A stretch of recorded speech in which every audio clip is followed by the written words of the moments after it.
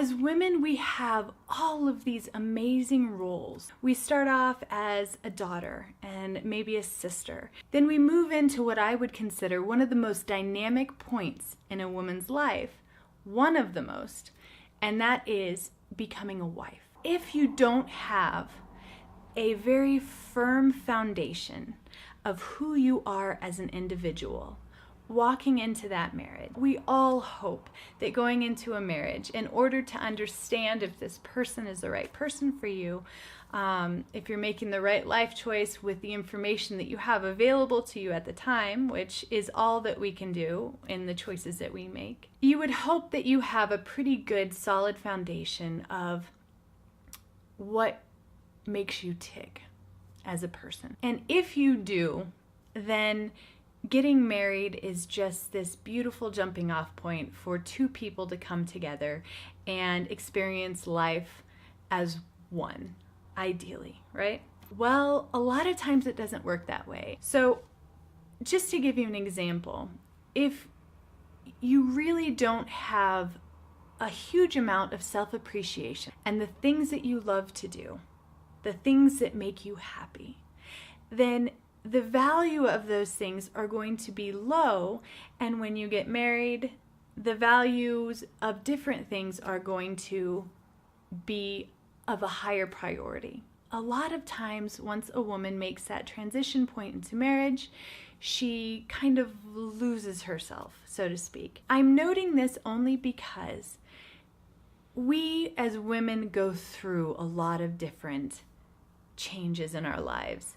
And ideally, when you get married, you want to grow together in the same direction, holding hard to those things that make you and your husband as individuals happy. There are things about my husband that are so dramatically different from me, and yet those are the things that I love most about him. If we lose sight of the things that we love about ourselves, or if we don't give them a high enough priority, if we don't give them the weight in our lives that they need to have, then we tend to lose them. This can happen as well when you transition into motherhood. And this is what I wanted to mention to a lot of my subscribers out there who I know are mothers-to-be or new mothers, because I know that I have fallen victim personally to a mind frame that led me away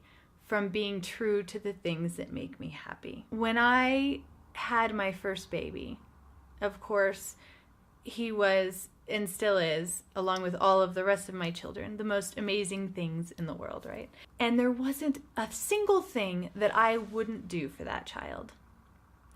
And I just had this maternal drive to do whatever it took to make him happy, make sure that he knew he was loved and safe and well taken care of. And that was at the expense of myself. Now, we as mothers do that. That's kind of hard programmed into us for the most part. And while I'm not saying it's a bad thing, I'm saying that we can do that as a mother. We can love our child and support our children and be there for our children to make sure that they're safe and loved and happy while still taking care of ourselves. I lost sight of the things that I love to do. And I would never ever resent my children for that, and I never have and never will.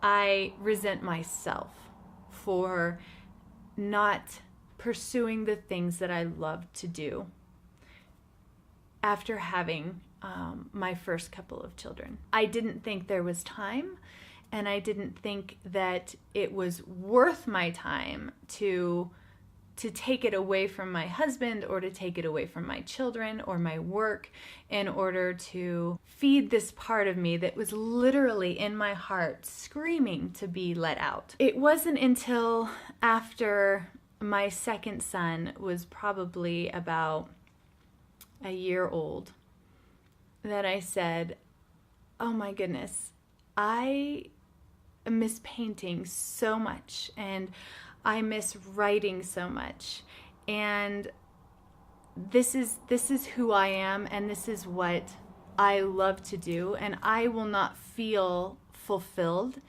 as a woman, as a person, if I don't stay true to the things that I love to do.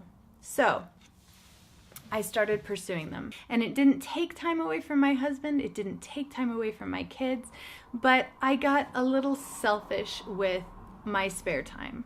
And I've talked about this before in other videos. There are places where you can cut corners with time in order to salvage it for yourself. I don't have social media, and we don't have television, and the only kind of social media outlet that I have is YouTube.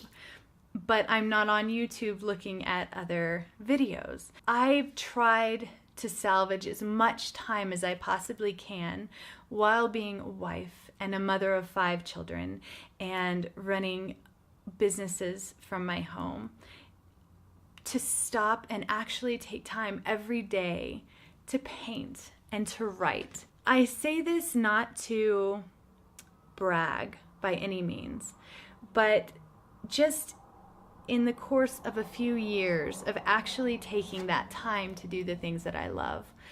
I have a book published. I have 3 more, one that's going to be out this year, and 2 more on its heels. Last year alone, I had 2 showings of my artwork, and I am so incredibly happy that I took those steps to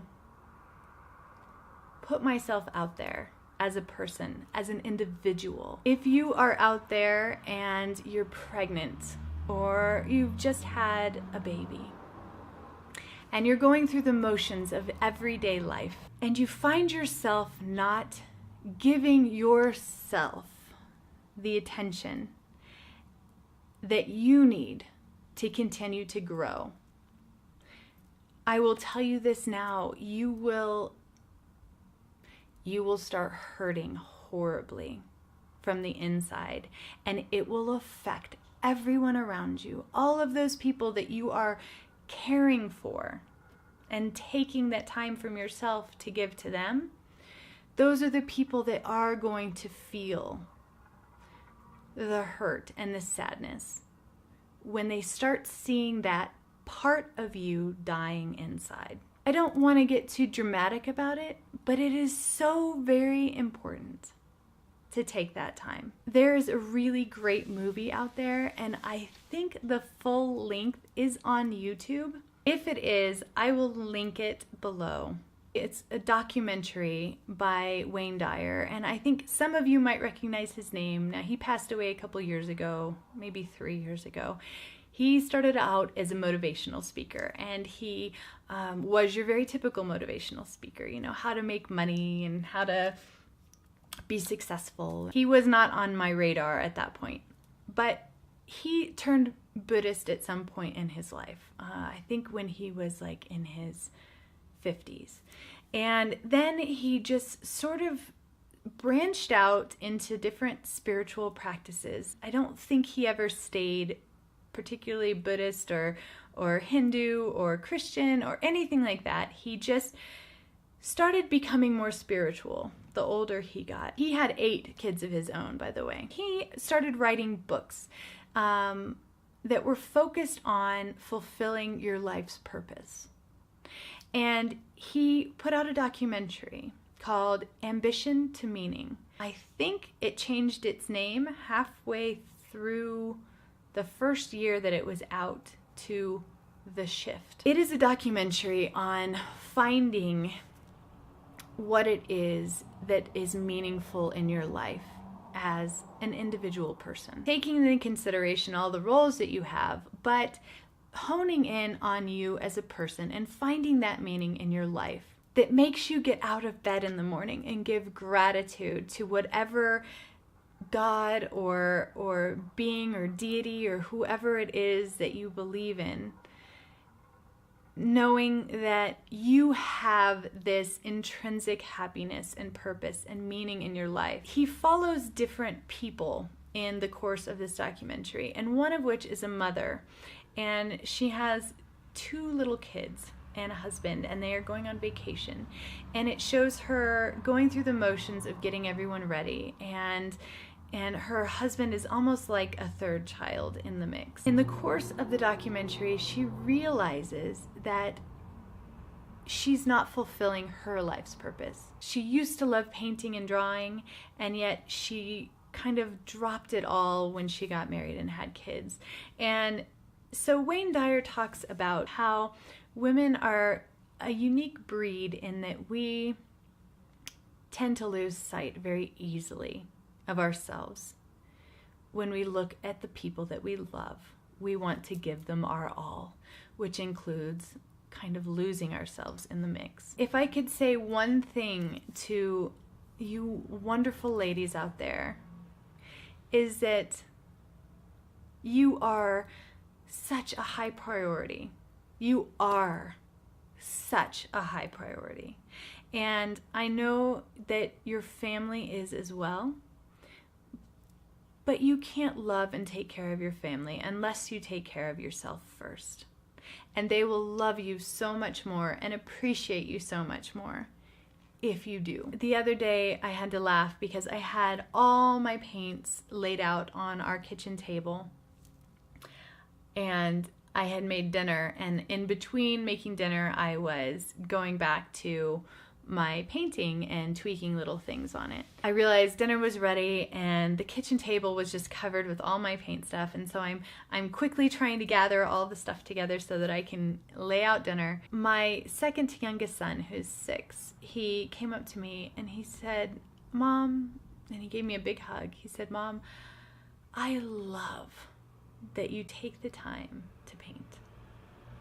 And I thought, wow, in terms of validation for this child who's been sitting there watching me paint and appreciating the fact that his mother is taking that time, it made me feel like not only am I taking this time for myself, but I'm leading by example for my children who are watching me pursue the things that I love. I want to look at my children as adults and see them doing the things that make their heart sing. That, to me, is the best gift ever, because we all want to see our children happy. And if they see their parents doing that as well, if they see just happiness and joy emanating out of their mother while she's sitting there painting,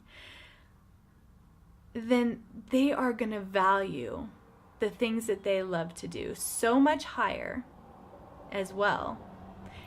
And then they're going to hold on to those and pursue them as they become adults too. Please follow your joy and follow the beautiful things that are in you as an individual that you know you love to do.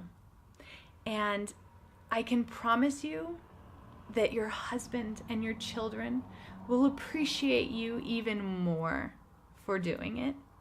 And I know too that you don't have to take time necessarily away from them in order to pursue those things. So they're not going to be negatively impacted at all by you doing this. I'm sure that you can find other places in your life that you can cut back on time here and there, looking through Facebook or watching a television show or shopping online. Just start listening to that little voice in you that says, I want to do this, and do it.